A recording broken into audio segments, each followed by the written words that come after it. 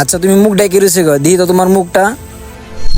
High high ধরাই তো খেয়ে গেলাম, কেমনে আমি মুখটা দেখামু? কি হৃদয়, তুই আমার কেতে কাজ করতেছস? চেয়ারম্যান সাহেব আপনি কি বলেন? সামান্য একটা কামলা আপনার বন্ধু, আপনি তো মান সম্মান ইজ্জত কিছুই থাকবো না মানুষ। এই বেটা তুই কি কস? হয় আমার ছোটবেলার বন্ধু আর কাজ কাম। আচ্ছা বাবা তুমি চিন্তা করো না, চেয়ারম্যান সাহেবরা কও আমি কাজে যাইতাছি। আচ্ছা কাকা আমি যাইলাম, হ্যাঁ? আচ্ছা আমরা যে আবার লাগে না কাকা, যাই। আচ্ছা বাবা তুই বাসায় যা, আমি কাজে যাই। তোমার কাজ করতে হইব না, তুমি যেহেতু বৃদ্ধ হইছো আজকে থেকে তুমি বসে বসে গাইবা, আমি কাজ করুম। যাও তুমি বাবা বাসায় যাও। চেয়ারম্যানের জমিতে কাজ করুম? আমি তো ভুলে গেছিলাম চেয়ারম্যান যে আমার ছোটবেলার বন্ধু।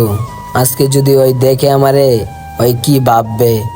আচ্ছা যাই হোক, জমিতে কাজ করি, কাজের লেগে যেহেতু ডাকছে আমারে, কাজ কইরা দেখি কি করা যায়। যে রোদ, মাথা ডাতা পুরা গাইমে যাইতেছে। আচ্ছা কাজ করি। এইবার কামটা তাড়াতাড়ি কর, চেয়ারম্যান সাহেব আসতেছে। আমি চেয়ারম্যান সাহেবের আগে আয় পড়ছি। চেয়ারম্যান সাহেব আইসা কিন্তু উল্টা পাল্টা দে কিছু না দে। চেয়ারম্যান সাহেব আসতেছে? আচ্ছা সমস্যা নাই, আমি কাজ করতেছি, যান আপনি। আমার ক্যাটটার যে কি অবস্থা হয়ে পড়ে রয়েছে, কামলাটা পাঠাইছি, কামলাটা যে কই দেখতাছি না তো। এই ভালো করে কাজ কর, ক্ষেতের কি অবস্থা সে দেখছস? ঠিক আছে চেয়ারম্যান সাহেব, আপনি চিন্তা করেন না, আপনার ক্ষেত আমি সুন্দর করে কাজ করতেছি, যান আপনি। এই তুমি মুখ ডাকে রয়েছে গে, তুমি উপরে আয় তো, উপরে আয়।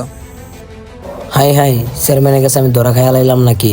আচ্ছা চেয়ারম্যান সাহেব আমি আসতেছি। কি সমস্যা আমার কত?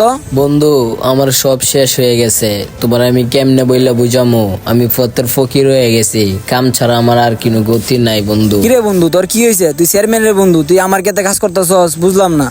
তোর কি হয়েছে? আমার সবকিছু কইলে কত? কি সমস্যা তোর? ওই আমার বন্ধু না, ওই আমার ভাই। চেয়ারম্যান হয়েছে তো কি হয়েছে? চেয়ারম্যান সাহেব সামান্য একটা কামলার জন্য আমার মারলেন, ওইটা তো আমি মেনে নিতে পারতাছি না। আজকের পর তুই আমার আর বাড়ির সীমানায় যাবি না, তোর যাতে আমি আর বাড়ির সীমানায় না দেখি। বন্ধু তোর কি সমস্যা? চল আমার সাথে, আমি দেখতেছি, চল চল। বন্ধু বানাতে হলে এরকম ভাবে বানান, কিন্তু অহংকার থাকবে না মনের ভিতর।